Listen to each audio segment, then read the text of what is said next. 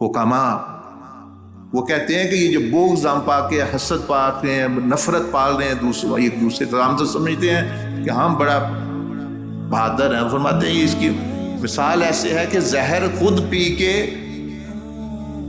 और तवक्को करना कि अब दूसरा मर जाएगा, भाई जिसने पिया है वही मरेगा ना।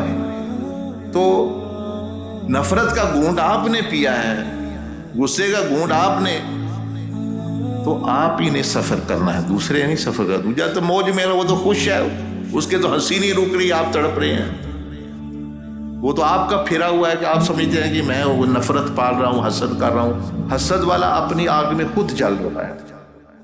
So putting fire to yourself and expecting other to burn, कितना ही अक्लमंद तरीका है, कितना सियाना सोच है, अच्छी सोच है कि अपने आप को आग लगा के और समझना कि दूसरा जलेगा।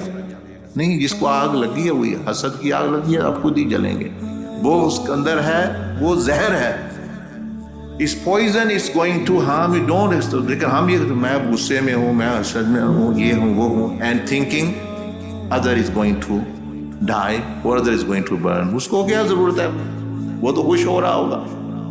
तो इसलिए अपना ही नुकसान है। इसलिए किसी से हसद, बुग़्ज़ और गैर मतलब यानी गुस्सा भी जो है अल्लाह की रज़ा के लिए करना चाहिए।